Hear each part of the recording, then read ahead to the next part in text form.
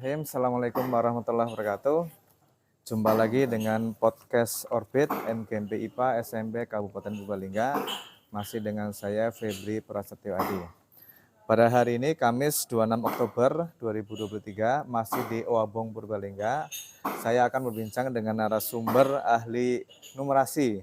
Beliau adalah Bapak Yanuar Heri Murtianto MPD dari Prodi Matematika Universitas PGRI Semarang.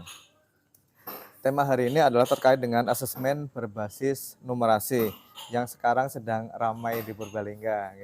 Bagaimana konsep numerasi itu diterapkan di mata pelajaran yang non-sains. Ini masih banyak teman-teman yang masih bingung bagaimana penerapannya, bagaimana menerapkan numerasi di mapel-mapel tersebut. Selamat pagi Pak Yanuar. Pagi Pak Wati. Dari Semarang jam berapa sampai Purbalingga? Wah, ini perjalanan tengah malam Pak. Oh, Jadi tengah malam. sampai sini hampir jam 12 malaman lah tadi Tapi malam. istirahatnya lelap ya. Oke. Ya, selamat datang di Purbalingga Pak Yonar. Masih Pak Yonar, kita ngobrol terkait dengan numerasi ya. Oke. Numerasi ini di Purbalingga, numerasi dan literasi itu sedang rame-ramenya. Kita sedang mulai mencoba menerapkan itu dalam asesmen bersama, termasuk dalam sumber belajarnya. Nah, ini kita fokus pada asesmennya. Ini keduanya antara literasi dan numerasi itu sering disandingkan berdua gitu. Itu apakah saling melengkapi atau sebab akibat atau apa kira-kira Pak? Oke, jadi literasi dan numerasi itu sebenarnya satu kesatuan Wah gitu ya. Jadi karena dari konsep dasarnya saja bahwa numerasi itu adalah literasi gitu. Tapi literasi yang terkait dengan angka gitu ya. Literasi yang terkait numerasi dengan bagian dari data, literasi. Gitu ya. Bagi numerasi adalah literasi, tapi literasi yang terkait dengan angka, dengan bilangan, dengan data yang memang diimplementasikan dalam kehidupan sehari-hari begitu. Jadi ya bagian itu tidak terpisahkan, bukan sebab akibat, tapi numerasi ya bagian dari literasi, tapi yang spesifik. Jadi numerasi merupakan literasi, iya, tetapi literasi tidak selalu numerasi. Tidak selalu numerasi, bisa dikatakan seperti itu. Jadi makanya kedua sering disanding-sandingkan. Iya, harus satu kesatuan itu. Ya. Baik Pak, ini ada kesulitan di teman-teman itu membedakan antara memisahkan ini soal numerasi tersendiri, ini soal literasi. Ada pendapat yang mengatakan itu jadi satu seperti itu, ini nggak bisa dipisahkan antara numerasi dan literasi. Menurut pendapat Bapak gimana? Jadi seperti yang saya sampaikan sebelumnya bahwa numerasi itu kan bagian dari literasi, tapi yang terkait dengan angka, terkait dengan bilangan, terkait dengan data. Jadi dalam menyusun asesmen, dalam menyusun instrumen soal, memang dua hal itu harus satu kesatuan begitu Pak. Contoh sederhananya gini, kita itu kan sebenarnya antara mata pelajaran itu kan ya integratif ya, tidak berdiri sendiri. Maksudnya ketika saya ngomong manajemen waktu kedisiplinan, PPKN misalnya gitu kan, itu sudah bagian dari numerasi. Manajemen waktu ada angka gitu. Kita ngomong orang seni ada gerakan tari misalnya, gerakan tari itu misalnya ketika gerakan ini berapa sudutnya, ketika gerakan ini ada berapa jumlah gerakan, itu sudah ngomong numerasi gitu kan. Kita misalnya orang seni musik juga sama, orang seni musik misalnya melihat bagaimana temponya, melihat berapa banyaknya juga, misalnya kalau main gitar ada chordnya berapa, itu kan bagian dari numerasi gitu. Artinya semua mata pelajaran itu bisa membuat konteks. Jadi kata kuncinya adalah konteks, gitu ya. Ya, tidak harus selalu ya ini yang kesulitannya numerasi ala sosial misalnya. Itu anggapan dari teman-teman adalah ini harus ada angkanya. Kemudian ada hubungan antar misalnya dalam bentuk penjumlahan, pengurangan dan sebagainya. Itu tidak selalu seperti itu ya. Tidak selalu, Pak. Misalnya ada grafik data gitu. Misalnya ini katakanlah lagi rame tentang misalnya survei tentang calon presiden, calon wakil presiden. Nah, ada grafik Pak, masing-masing survei, kemudian persebaran di daerah A, di Jawa Tengah, Jawa Timur, Jawa Barat. Itu disajikan bisa di berbagai mata pelajaran ya. Untuk apa? Mengidentifikasi grafik. Nah, mengidentifikasi grafik kan bukan masalah konsep penjumlahan, bukan masalah konsep pengurangan, tapi di situ ada data. Data itu bagian dari numerasi. Berarti yang harus hanya dipahami. data dalam bentuk angka gitu ya. Yes, Heeh. gitu. Jadi Salah satunya salah gitu satunya ya. adalah itu karena Eh, kecakapannya ya, kecakapan Oke. dalam mengelola itu. Jadi mungkin bisa disederhanakan Pak, numerasi itu sebenarnya apa Pak? Numerasi adalah pemahaman terhadap angka, Mm-mm. bilangan ataupun data yang diimplementasikan dalam kehidupan sehari-hari. Hmm, dalam kehidupan Kehidupan sehari-hari ya. sehari. Memang Ada. kita itu nggak pernah lepas dari angka Nggak ya. bisa, nggak bisa. ya. Aktivitas apapun ya Pak Heeh. Ferdi ya bisa. Minimal belanja apa, Ya ada pasti. jumlah, ada Iya, rupiah iya, gitu ya. pasti Ya, ada. ya, Semua aktivitas terkait dengan numerasi. begitu. Ini ada anggapan Pak, anggapan umum bahwa numerasi itu adalah matematika dan tanggung jawab guru matematika untuk meningkatkan numerasi murid. Itu tanggapan Bapak gimana? Kalau menurut saya tidak. Seperti yang Pak Ferdi barusan sampaikan, setiap aktivitas itu pasti berkaitan dengan angka, berkaitan dengan data. Dalam kehidupan sehari-hari loh. Misalnya katakanlah kita terjun di entrepreneur gitu kan, dijual beli. Apakah ada aktivitas yang tidak terkait dengan angka? Perhitungan-perhitungannya. Walaupun tidak secara langsung itu matematik, tapi semuanya kan terkait dengan angka-angka, Oke. terkait dengan numerasi Mas ya, terkait dengan data. Ini berarti miskonsepsi ya ini ya. Bukan masalah tanggung jawab matematika, ini semua prodi, semua mata pelajaran, program studinya masing-masing itu bisa mengarahkan ke numerasi gitu, ya. data. Hanya mungkin kemasannya berbeda dengan matematika ya. Kemasannya yang berbeda. Kalau itu matematika yang kan angka ansih betul, gitu ya. iya. Jadi Benar, matematik misalnya ke dalam konteks rumus, kalau numerasi bukan rumusnya itu yang jadi tekanannya. Yang jadi tekanan adalah bagaimana aktivitas sehari-hari yang dibawa ke dalam konteks numerasi, konteks datanya, konsep angkanya, terus bisa diimplementasikan seperti itu. Ada bilangan-bilangan gitu Iya, ya. iya kan pasti gitu kan, ada angka-angka, ada grafik gitu kan, ada tabel. Nah, berarti numerasi itu tidak selalu berhubungan dengan menghitung. Tidak selalu menghitung. Tadi merepresentasikan grafik, mengidentifikasi dari grafik, Menyimbolkan saja itu sudah itu sudah bagian numerasi. Jadi ada grafik, ada tabel yang berupa data-data, tapi kita tidak menghitung itu, tidak ada operasinya, tetapi hanya melihat fakta empiris. Itu kan fakta. Misalnya ada berita dimasukkan ke grafik, itu kan fakta. Kita mengidentifikasi, menelaah, itu sudah bagian dari numerasi. Ya ini kesulitannya teman-teman ketika diterapkan ke soal gitu ya. Bagaimana memilah soal-soal sehingga ada muatan numerasinya di situ, walaupun soal itu soal sosial, soal seni gitu. Berarti dalam hal kita bicara ke asesmen Pak, itu dalam asesmen numerasi itu harus melibatkan ada angkanya ya, berarti ya. Iya, betul. Jadi walaupun angka itu tidak terlihat secara implisit, artinya terlihat betul, tetapi ada konteks ya. Jadi konteks yang mengarah ke numerasi tadi, baik berupa angka, bilangan ataupun data, bahkan data. Tapi yang paling banyak dalam kehidupan sehari-hari sebenarnya ya data ya. Gitu ya, konteks datanya itu. Maka data selalu bisa dikuantitatif, selalu biasa kuantitatif namanya data kan, karena dia fakta gitu. Jadi kalau dalam numerasi kan konsepnya dia harus ada fakta, jadi ada prosedur, ataupun ada prinsip yang digunakan gitu. Nah, data, prosedur, fakta itu kan yo aktivitas yang di sekitar kita. Mungkin boleh Pak itu dikasih contoh, misalnya contoh asesmen yang berhubungan dengan misalnya agama Islam misalnya. Bisa nggak kasih contoh soal numerasi yang berhubungan terkait dengan agama misalnya. misalnya. Bisa untuk juga level SMP misalnya level SMP katakanlah gerakan sholat aja lah. Jadi gerakan sholat misalnya kita ngomong masalah rukun sholat, gitu ya, mulai dari takbir sampai ruku, misalnya sampai sujud itu. Konteks agamanya itu. Nah, konteks numerasinya apa? Misalnya? Ruku itu secara konsep agama Islam harus sempurna misalnya. Nah, sempurna itu sebenarnya kan ada sudut yang terbentuk. Sudutnya berapa? 45 derajat gitu kan. Sujud harus sempurna. Itu kalau tadi ruku 90 derajat, siku-siku ya. Kalau sujud itu kan 45 derajat. Itu sudah numerasi ya. Dilanjut gerakan itu terulang sampai full satu kegiatan sholat satu rakaat Berapa itu rakaat 360 gitu derajat ya. kalau dijumlah. Oh iya iya. Iya, tapi coba Pak, kalau sholat gerhana, Hmm, sholat gerhana itu ada sujud nggak?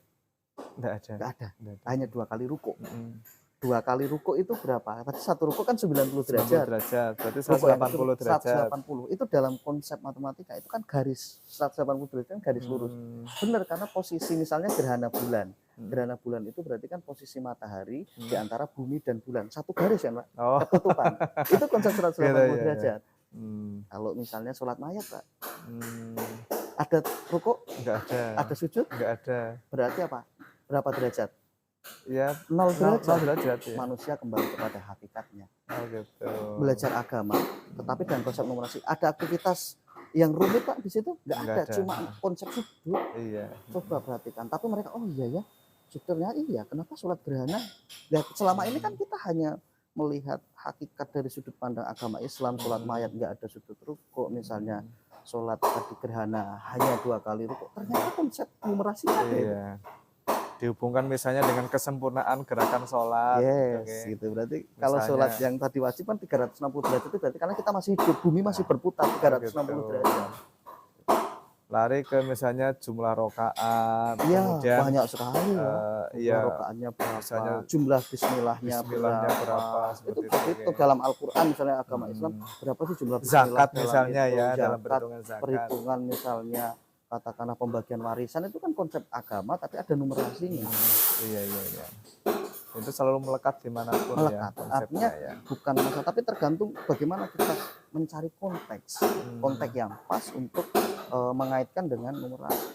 Nggak ada Pak aktivitas Oh, yang nggak terkait kemarin dengan saya numerasi. dapat keluhan dari teman-teman bahasa Jawa, Pak. Ya, Bahasa Jawa.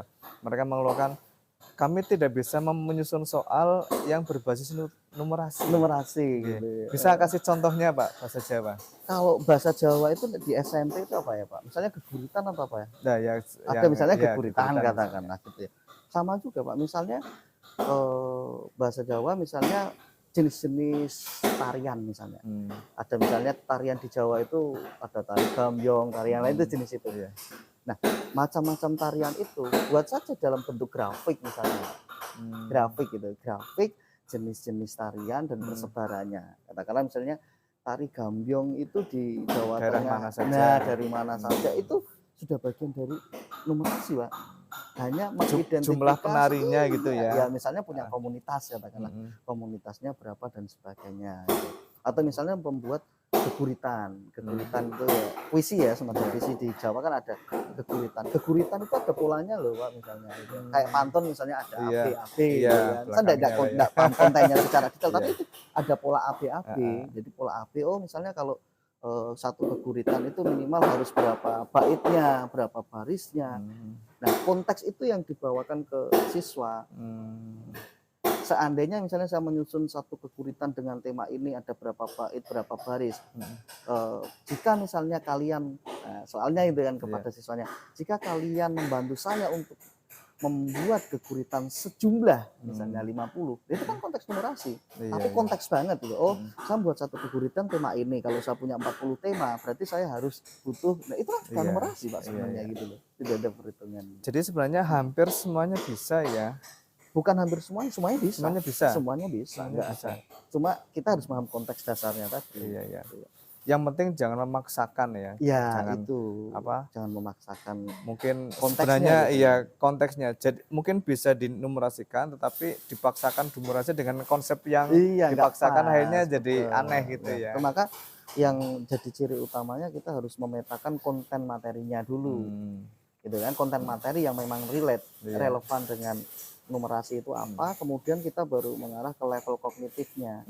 Level kognitif itu yang level misalnya C1, C2 itu loh. Artinya kita harus mengaitkan, paling enggak kalau numerasi levelnya harus di atas C3, harus C4, C5. Iya, kalau hanya pemahaman kita nggak bisa. Karena itu bukan hanya konsep satu pelajaran saja ya, tapi dia integratif. Dan terus yang ketiganya adalah konteksnya yang paling penting. Jadi selain konten materi, level kognitifnya juga konteksnya itu harus pas. Artinya tidak harus berdiri sendiri bahasa Jawa tadi sendiri, agama sendiri, tapi biasanya kadang kalau di boleh AKM melibatkan yang lain walaupun lain. nanti parahannya ini bahasa Jawa gitu Ya, ya. begitu. Jadi ada pelibatan.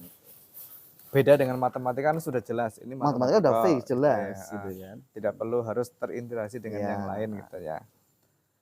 Ini kemudian kalau kita bicara masalah lebih global lagi Pak, ini kan kalau saya mengamati itu literasi numerasi itu sebenarnya sudah agak booming di Indonesia itu sejak 2020 apa ya? Bahkan sebelum pandemi ya. Iya, udah lama sebenarnya. Iya.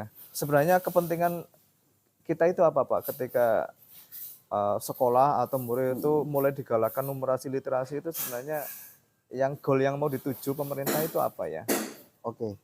Jadi gini Pak, literasi numerasi itu sebenarnya awalnya ya sebelum ini sebagai kebijakan pengganti ujian nasional. Pengganti UN dulunya kan pengganti dulu UN, sekarang AN. Sekarang kan jadi AN. AN itu isinya yaitu literasi numerasi sebenarnya di asesmen kompetensi minimumnya itu. Nah, awalnya sebenarnya itu merujuk pada asesmen skala global, skala internasional. Itu namanya PISA, Pak. PISA itu adalah salah satu lembaga penyelenggara asesmennya berupa literasi sama numerasi. Nah, Indonesia itu ketika mengikuti PISA beberapa periode tingkatnya gitu ya. Artinya pemahaman tentang literasi dan numerasi. Ya. Jadi apa intinya?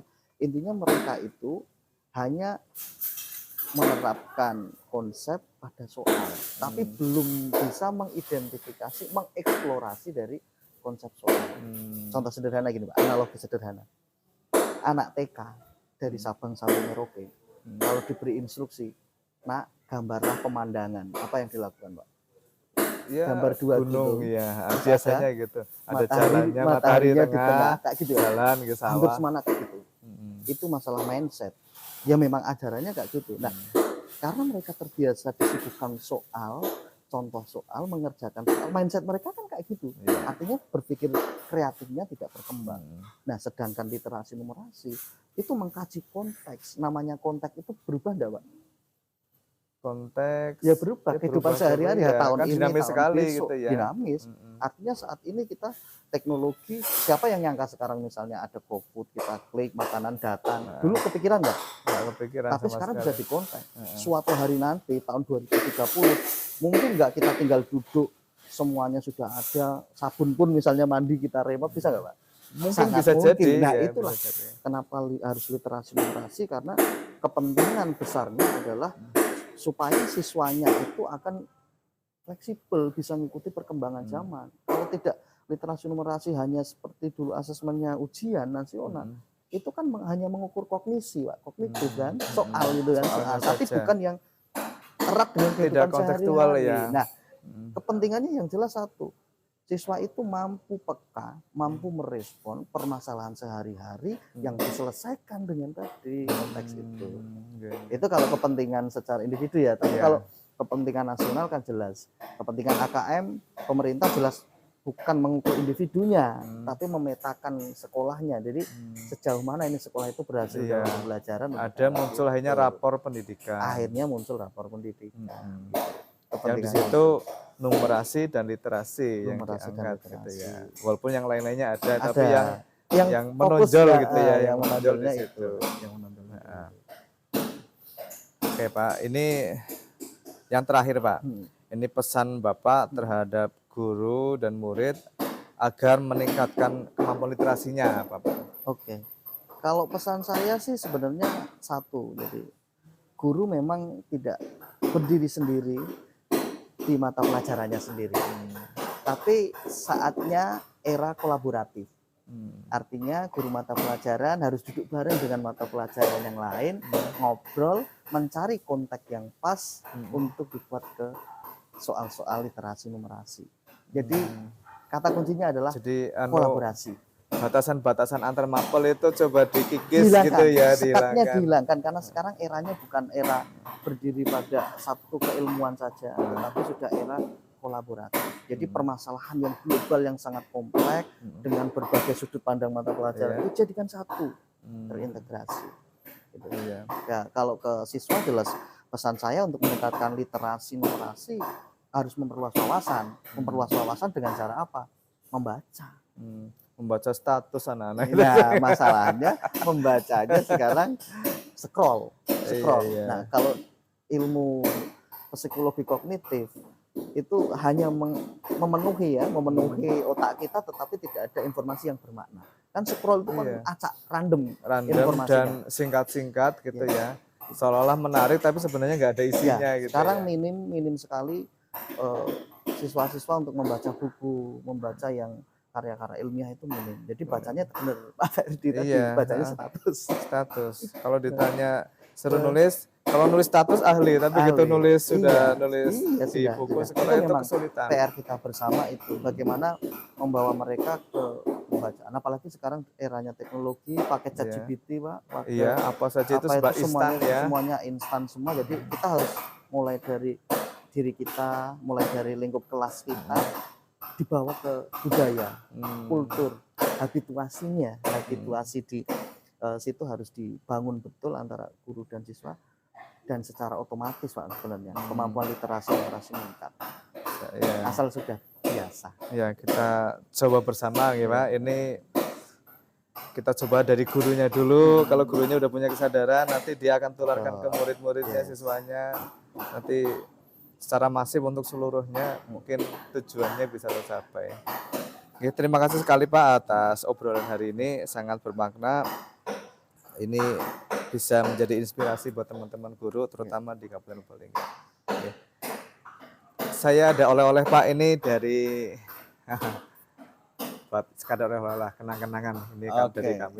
Okay. Terima kasih Pak Ferdi, sukses selalu, semoga teman-teman terutama ini MGMP Orbit ya, Orbit MIPA jadi inspirasi untuk kabupaten-kabupaten lain juga Pak. Ini untuk menggabungkan, ini kan juga bagian ikhtiar untuk menggabungkan semua MGMP kan Pak. Biasanya kan MGMP sendiri menggabungkan jadi satu kesatuan. Ini sudah bagian dari untuk mencoba meningkatkan literasi dan numerasi. Terima kasih Pak, minta doanya saja Pak.